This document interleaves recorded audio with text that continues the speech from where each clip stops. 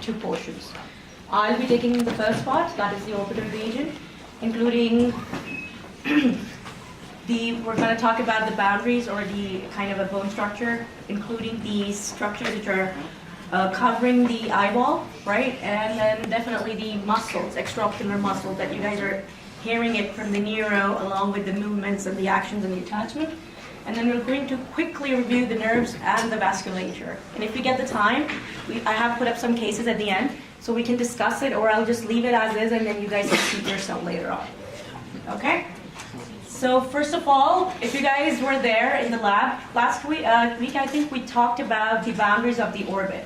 So first of all, there's a difference between the orbit and the orbital region, right? So orbit is the sockets. It's like a quadrangular pyramidal shaped structure which occupies the eyeball along with the muscles, the nerves, okay? And anything that is the area on the face that is in front or lying on the orbit is the orbital region that contains the lacrimal apparatus or the ilex, okay? So before we go on to the structures other than the eyeball, so we're going to see that how just quickly I'm going to go through the boundaries of the orbit. So as I said, so the first thing that you're looking at right here, so this is the base of the orbit. And I think I tried to show you that if you look at it from the inside, it's like a 3D version or the pyramidal shaped structure with the apex towards the optic canal. And the base is the margin, the orbital margin, like this one, sorry. This one here. Okay? Now if you go through all these one by one, it's been highlighted with the same color as the bone showing here in the picture. And then you can see the roof, the lateral wall, the floor, and the medial wall. So the roof here is mainly formed by the frontal bone or the orbital plate of the frontal bone. Then if you go down on the lateral side, which is actually considered as the most thickest part, and it has to be because it needs a protection, it is the most exposed part, formed by two bones, mainly the zygomatic, this is the one here, okay, and the greater wing of the sphenoid, as you can see on the inside.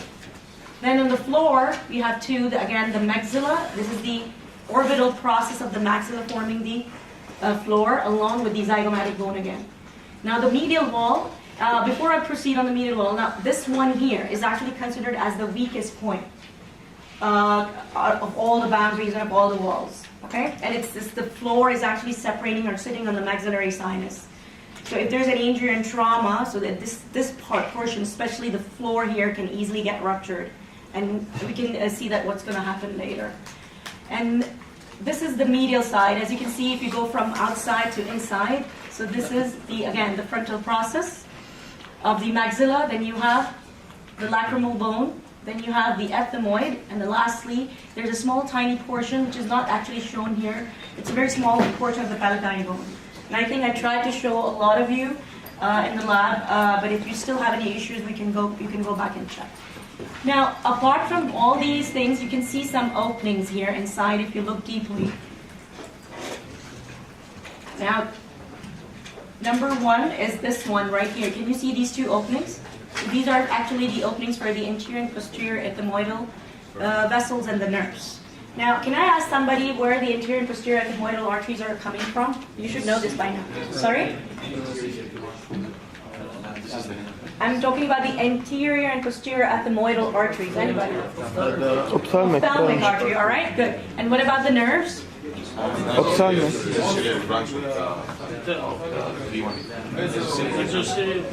Nasociliary, okay. Yeah, I thought you were saying ciliary, long ciliary. Okay, yes, the nasociliary gives off the anterior and posterior ethmoidal. Shh, guys, please. Okay, so these are the ones which are actually going to pierces and enters into the ethmoidal sinuses and supply accordingly. Then you have, this is the infraorbital canal, right here. So what actually passes through the infraorbital canal and then comes out through the infraorbital foramen is the infraorbital nerve, which is actually the continuation or the termination of maxillary. Very good. So if you guys remember the whole course, starting from the foramen rotundum and then going into the pterygopalatine fossa, excellent. Then inferior orbital fissure, as you can see here, this one here, and then from coming out from the inferior orbital fissure, the infraorbital nerve running into the floor, comes out as the infraorbital nerve through the foramen. Okay? So this is kind of like you have all the information before, we're just trying to organize it again in a different way.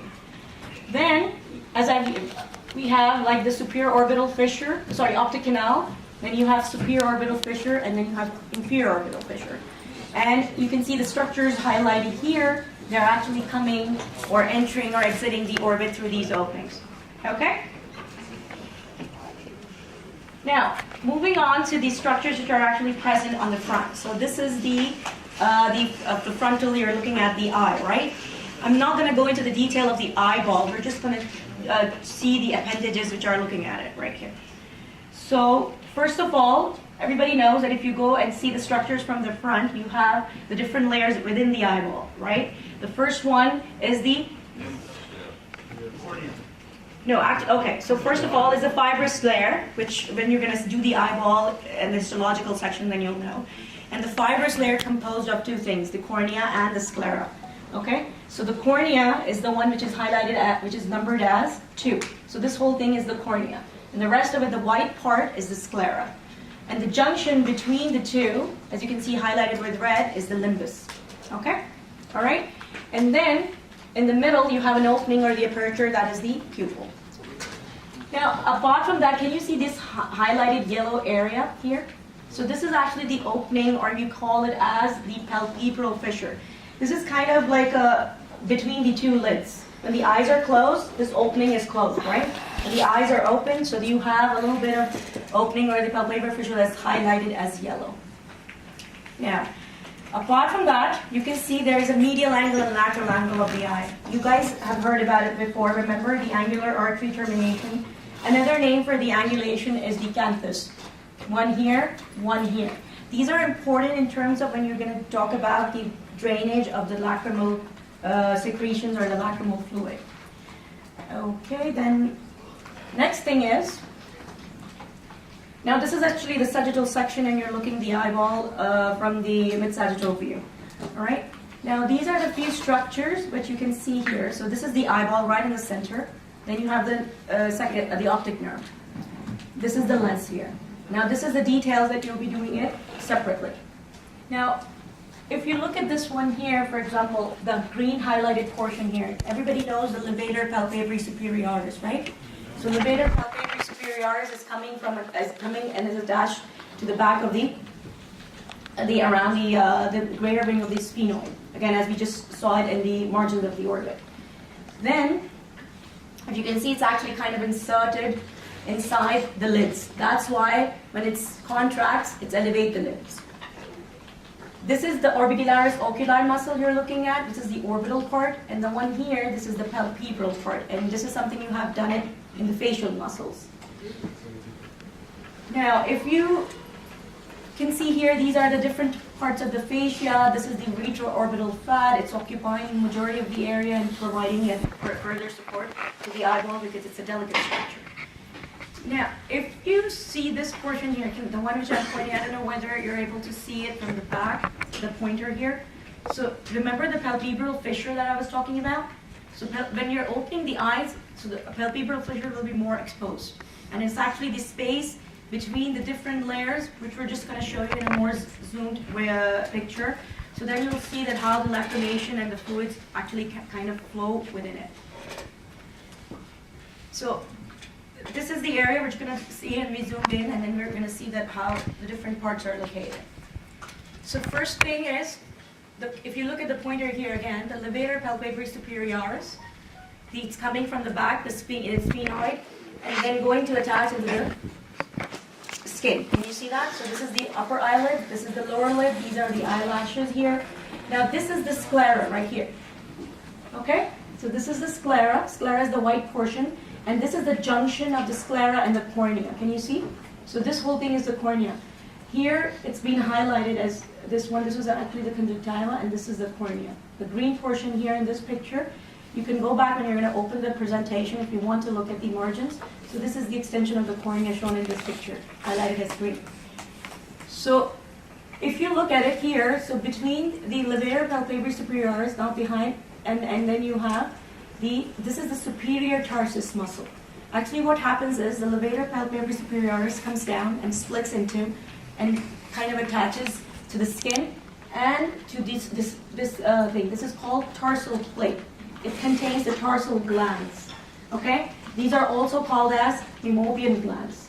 They actually kind of produce the lipid kind of secretion that provides the lubrication or prevent the sticking of the eyelids so that you can open and close gently and easily. All right? If these are not working, then definitely you will have some sticky eyes. Okay? So this is the area. So this is the tarsal plate. It's kind of providing a skeleton of further strength to the eyelids. And then within the cavities, you can see these are the tarsal glands. Then along the eyelashes, you have another type of gland. These are the sebaceous glands, and these are called as glands of Mole or Zeiss. Again, if you are obstructing the glands, or we're going to see that what pathology they're going to cause if there is an obstruction in these glands. Then, you guys know what conjunctiva is? What is it? Can anybody define? Who says yes? Okay, go ahead. No. Now, what is conjunctiva, basically? Sorry? So, remember, now, go back to cornea and sclera. Now, cornea and sclera is actually covered by a connective tissue, a very thin membranous layer. Okay? So, not the cornea, I mean the sclera, actually. So, what happens is,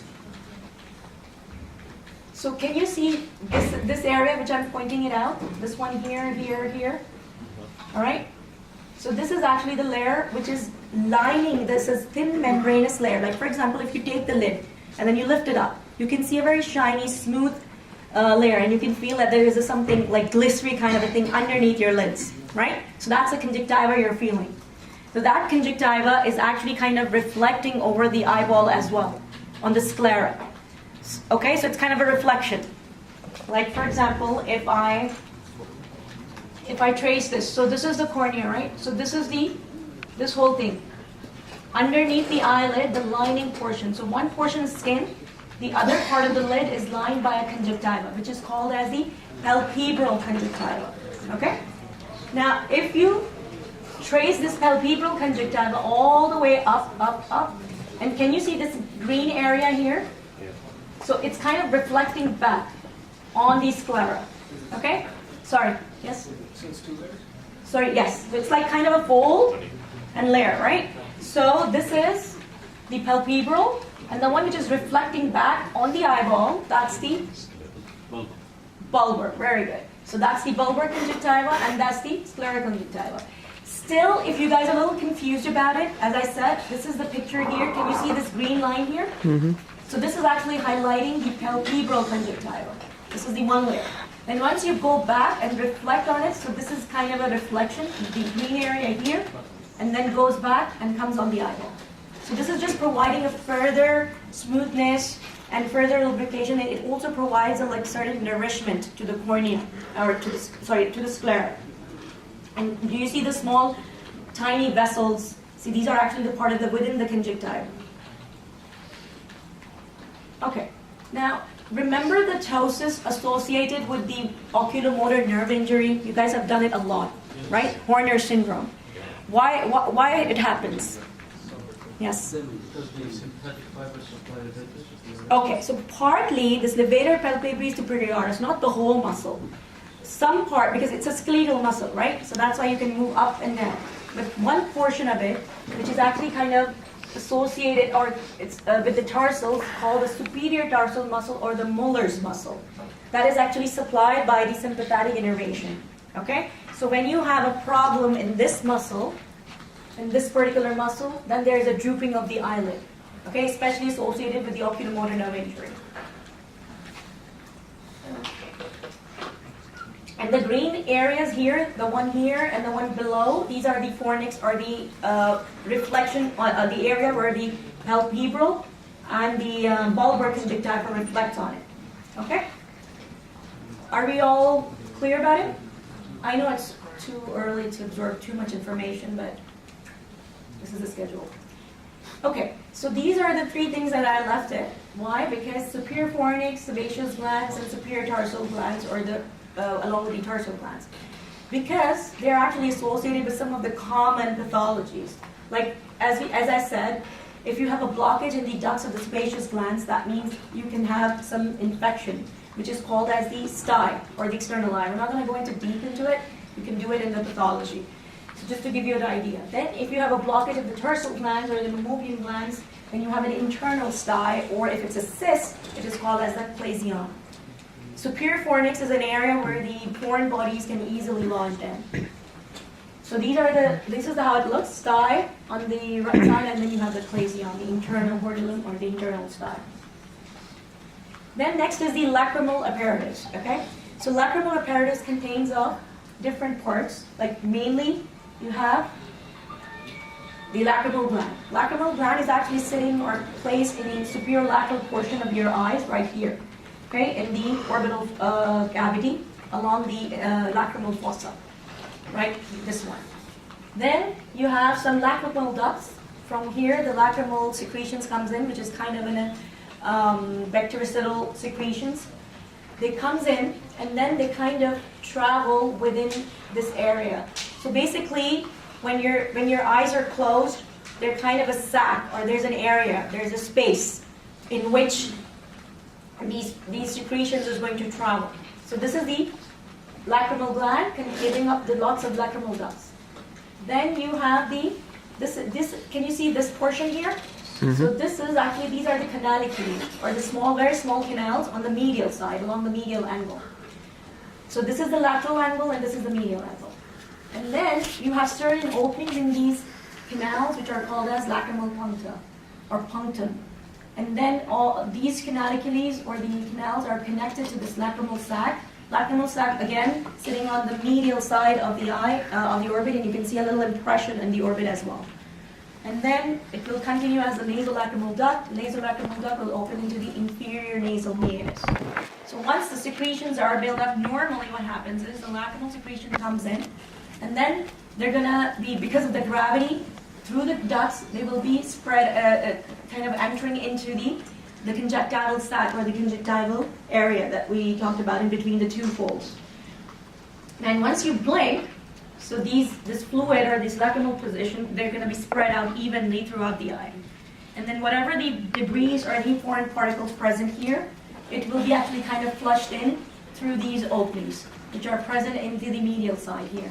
And there is a small area called the lacrimal lake, where all the accumulation will be present, and then drains inside into the lacrimal sac, and nasolacrimal duct, then into the nose, and it can be swallowed through the nasopharyngeal opening. Okay, so this is how the whole drain. And if it overflows, definitely they become tears. So this is actually showing you the position from the mid-sagittal view. The lacrimal gland is actually kind of divided into two parts because of the levator palpebris superioris right here. Now this is another view showing you the different parts here. So this is the position of the lacrimal sac on the left, on the superior lateral portion here. And then this is the position of the nasolacrimal duct. This is another thing that's showing the lacrimal gland with a lot of excretory ducts. Now, this is the folds. Can you see now? So this is the conjunctival folds. So this is the palpebral, and this one is reflecting back on the eyeball. This is the bulbar. So the palpebral and the bulbar, between those, there is a space, or that's called a conjunctival sac.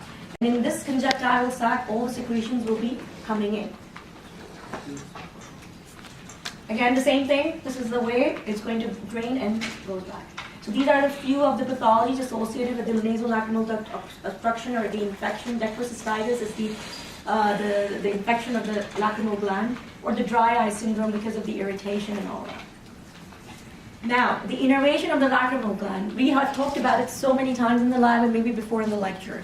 So can anybody, sorry? You have a question? Lacrimation? What? I'm not following you. You said that you want someone who's innervation.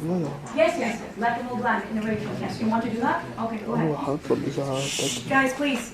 Yeah, from the facial nerve. The facial nerve gives the branch, which is the breadth of proposal that goes to the cerebrospinal ganglion. In the cerebrospinal ganglion, it goes with the second trigeminal branch, which is the maxillary branch. When it goes to the infraorbitary fissure, it gives us the zygomatic wall, which brings the parasympathetic supply to the blood. Very good. So this is how Okay, thank you so much. No, that's actually really good, because if you get this idea, that means, yes, it's really kind of complicated to understand the parasympathetic, sympathetic, and it's not straightforward, so that's why it's kind of confusing. So anybody who has still not get the idea, or should I move on? Move on? Okay, because we need to spend some more time on the movements. Again, the same thing, but it's been like kind of in a flowchart form, so if you guys don't understand the diagram, you can have a look at it. Now, the extraocular muscles. So everybody knows that we have 4 recti, 2 obliques, and 1 levator palpebris superioris. We're going to keep the levator palpebris superioris on the side. Now we're left with 6. So superior rectus, all of them are supplied by oculomotor, except, sorry, lateral rectus by abducent, cochlear supplying the superior. Superior. Okay. So this is just a general idea that how the positions of the muscles are placed here. Okay? Now, before we move on to the muscle, there's another thing that's called as the periorbital fascia or the periorbita. This is nothing, it's just same as the periosteum lining the orbit. Okay? So it's a different name for the periosteum. It's like kind of lining the orbit, and it's in continuation with the optic nerve at the back. And in front, it is in continuation with the periosteal layer of the external skull. Okay? And it also kind of in continuation with the fascia lining the different muscles of the ocular muscles.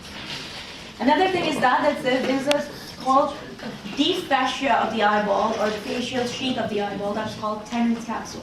Okay? So tenon capsule is just another supporting layer or within the socket of the eyeball, like so that it actually applies the further, accommodate the further movement of the of the eyeball easily. So this is the position here. Can you see the highlighted with the green area here? So this is the tenon capsule. So it's like kind of you have another supporting layer, the facial sheath. Now, these are the movements. Everybody knows that we have different movements in the eyeball. So you have the elevation, which is called looking up. Looking down is the depression. Medial is the adduction. Lateral is the abduction. Then you have the external rotation and the internal rotation. All right? Now, before we go on to different positions and movements, now this is the placement of the eyeball with respect to the orbit. So the triangular thing is the orbit, all right? And this is the eye with its primary position when you're looking straight. So they're kind of not aligned, they're different. So this is the axis of the eyeball when you're looking straight over here. Eyes in the primary position, and this is the axis of the orbit. So they're not in the same plane. So definitely when you have the muscles attached, so it will give you a little better idea that how the muscles are doing their actions. Okay? Now these are the different axes on which the eyeballs actually moves, and we have all these movements. Like for example, you have the anterior-posterior axis, like you're passing something through and through the eyeball. So that's the anterior-posterior axis. And what movements will be possible on this axis? Medial and lateral rotation. Very good. And then you have the vertical axis. Vertical axis means something going in this direction. So what kind of a movement you will have? Abduction and abduction. Perfect. And then you have the transverse axis, and you'll have the up and the down, or the elevation and depression. Is everybody following this? Yes. What is the difference between abduction, and lateral medial rotation? Imagine that you have a ball in your hand, right? So if you're like kind of doing the ball in this position, that means the axis is this, right? Or take a ball, or like we pass a probe to it. So the ball will be moving in this direction only. So that is the medial rotation and lateral rotation, okay? Now take that probe out and pass it through like this, from above to below. So that is the vertical axis. So the eyeball now will be moving in this direction and in this direction. So that is the abduction, and that is the adduction in terms of I'm talking about my left eye. okay? The rotation, the internal and the external rotations are not very clearly visible, definitely. But they are kind of adjusting. And why they're important, like we'll know that why do we need this internal and external rotation? Okay, so these are the recti muscles, so different positions. Again, just to explain further that how they're placed inside the orbit and how they're attached. So the common attachment, they're actually kind of, you have the annular tendinous ring. Okay, remember around the superior orbital fissure and enclosing the optic canal, part of the superior orbital fissure and the optic canal. So through that common point of attachment, all the recti are coming and they're all attaching to the sclera. Now, do you guys know what is the equator of the eyeball? Anybody can guess? Equator? Yeah. It's like kind of, if you guys get, nobody's going to ask you about this, I'm sure. But the thing is, if you understand that point, because that is the where you're going to know that, okay, if the muscle are attached, according to that, then you'll get a better understanding of the muscle movement. Basically, equator is the kind of the highest point of the eyeball. Can you see this one? So this is the line, a line passing through this point to this point. It's like kind of a midway, just in midway, all right? So some of the muscles, in fact, majority of the muscles, they're kind of attached anterior to the equator line, okay? So that's why the muscles movement will be like, for example, if you look at the recti muscles, especially the superior rectus and the inferior rectus, can you see that? Where exactly they're attaching? So if this is the equator, this is the central line of the orbit, let's say. So they're actually kind of crossing that line and they're attached anterior to it. So if you're pulling or you're contracting these muscles, what will happen to the eyeball? It will simply goes up and simply goes down, right? Am I correct? Now, if you just change the position of the same muscles, a little bit behind, instead of here, you put the attachment here. Like, for example, this one. Can you see this one? Or maybe if we see this one.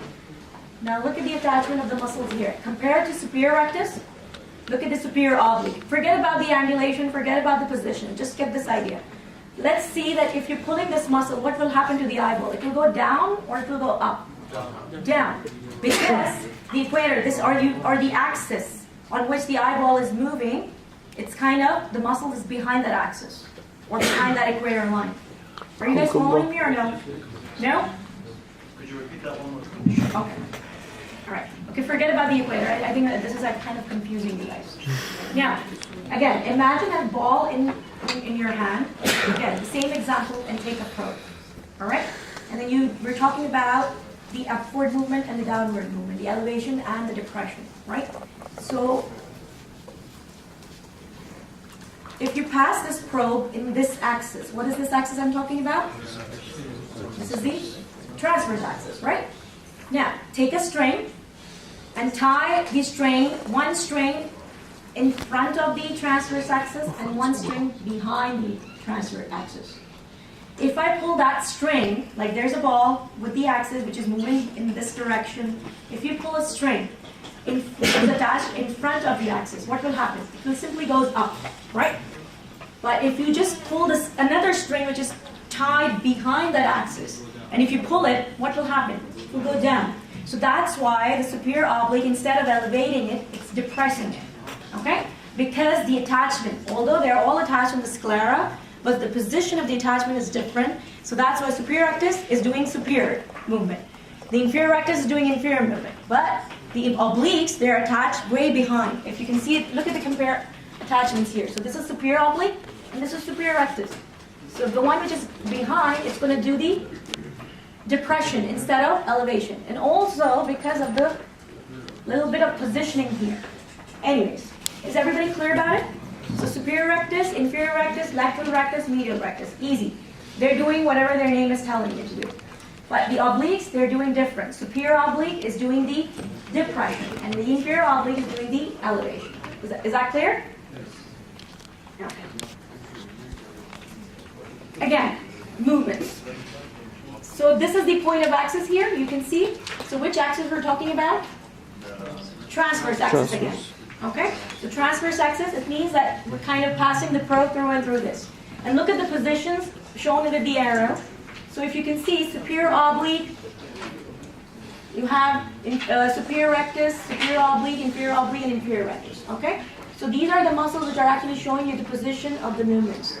So superior oblique, although the direction of the pull is this way, the direction of the pull will be up. So this is here, you can see this is the anterior posterior axis, and here, this is this point. Don't look at the arrow here. Look at this point here. So this is the vertical axis. So vertical axis, and then you have the muscles which are the direction of the pull is this one. So this is your superior rectus, and this is the inferior rectus here. Now, apart from that, what are the other actions? Like we talked about the adduction, abduction, medial rotation, and lateral rotation, right? So all these muscles, they're not just doing, especially the superior rectus and inferior rectus, they're not just doing the elevation or depression, they're also doing the abduction or the any part of the rotation. Okay, now you tell me, what do you think the recti here, the superior rectus and inferior rectus, apart from doing the elevation and depression, they will be doing the adduction or they will be doing the abduction? Like this action or this action? Adduction. Why? Very good, because look at the position. They're more towards on the medial side in terms of the vertical axis. So that's why they will be doing the adduction, not abduction. So vice versa will be the superior obliques. If you look at the superior obliques, so they're kind of like in this direction, so their direction of the pull is this one. So they will be doing the abduction, right? So the recti are doing the adduction, and the obliques are doing the abduction. Apart from that, superior oblique and superior rectus, they are also attached above the anterior posterior axis. So anterior posterior axis is this one, right? Can you see? This is the anterior posterior axis, through and through the eyeball, like you're poking a pencil through the eye or something like that.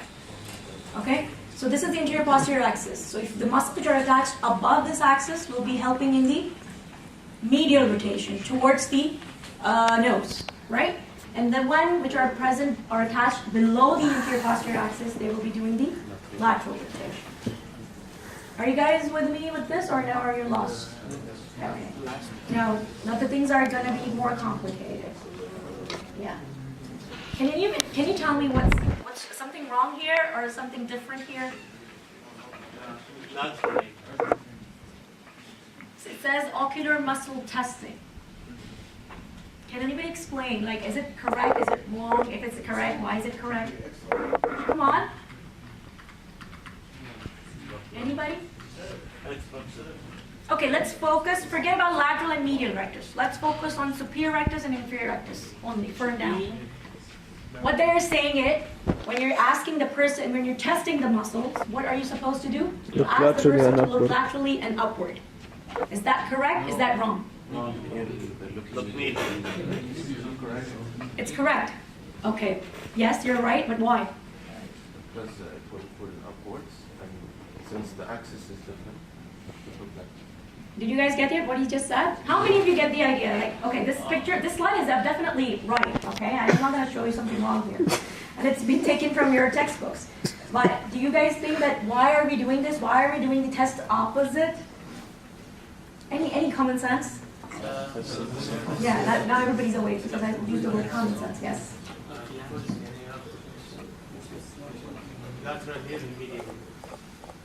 So basically, what we knew that lateral rectus and medial rectus, they were helping in the adduction. Am I correct? Mm-hmm. No.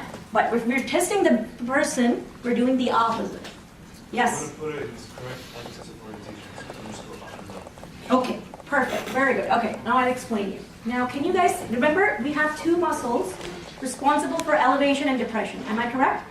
So we have superior rectus and inferior oblique. So superior rectus and inferior oblique, although they're supplied by the one nerve, so that's not a problem. But the problem arises when you're testing for, if you ask a person to look down, like this is the primary position and you ask a person to look down. So two muscles are acting together. Am I correct?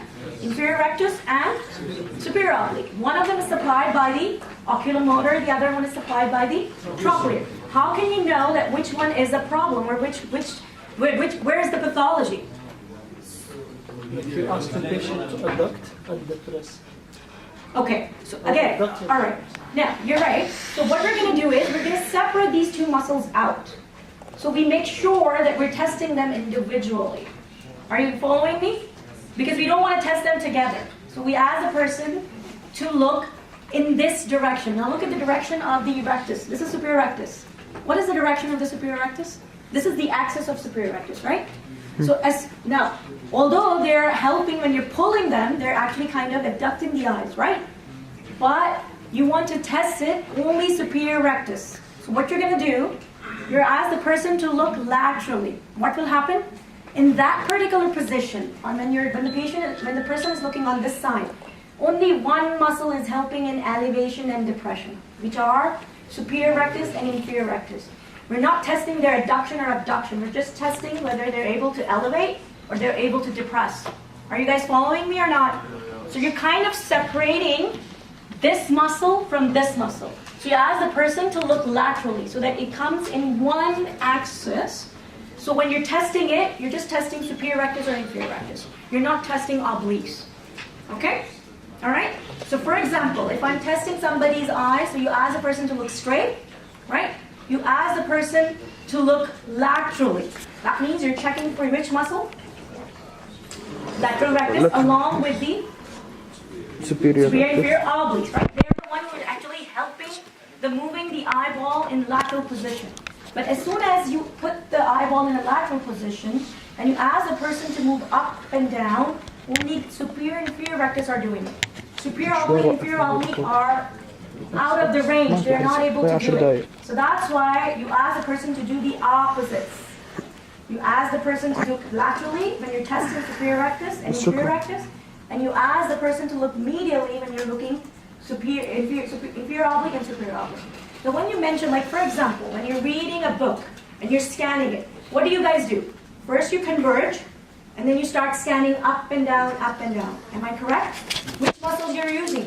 Obliques. That's why. Although they're not doing the adduction part, they're just doing the abduction. But when it comes to the medial position, they're the best muscle to do the up and down movement.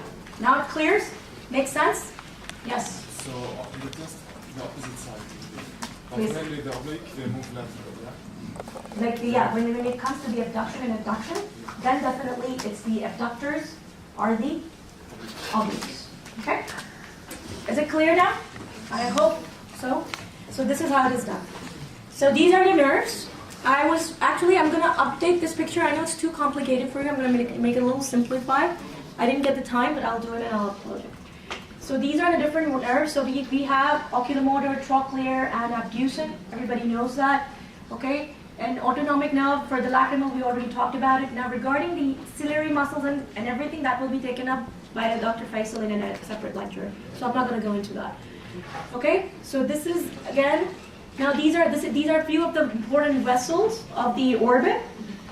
Okay? So you have, remember the ophthalmic veins and ophthalmic arteries. So ophthalmic artery is a branch of internal carotid. Can you see internal carotid here?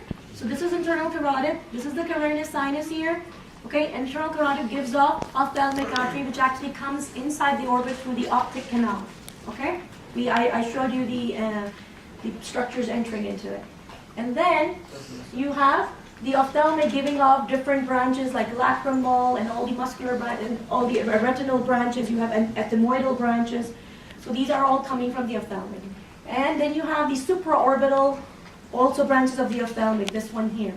Supraorbital, supratrochlear is not shown here, maybe a little bit on more lateral side. This is a trochlear here, where the superior oblique. So supratrochlear will be somewhere here. So this is the supraorbital, supratrochlear coming out from the ophthalmic. Lacrimal glands also receives its branches from here. Then you have the angular artery and vein, which is actually the continuation, or it's going to be forming the facial artery or facial vein. We did this before. Now remember the cavernous sinus. So we have two connections, superior ophthalmic vein and the inferior ophthalmic vein. Okay? So superior ophthalmic vein enters or leaves the orbit through the superior orbital fissure, and inferior orbital ophthalmic vein leaves the orbit through the inferior orbital fissure.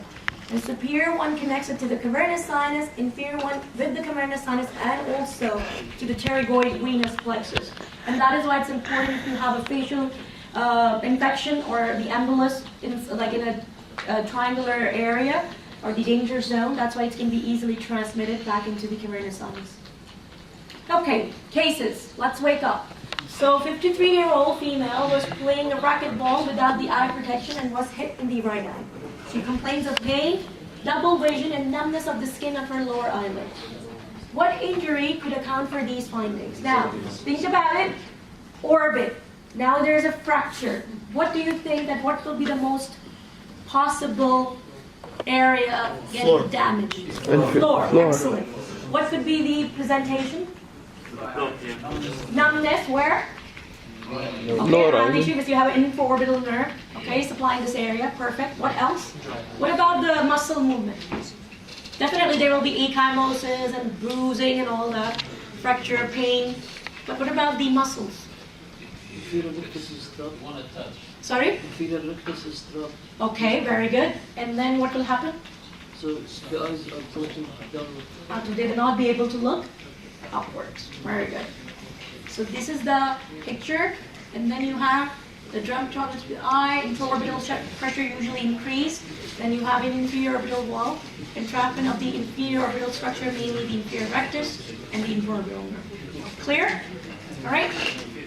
So this is our case. Why you cannot look up if it's inferior rectus? It's entrapment. What does that get? Like, because what happens is inferior rectus, right? What does it do?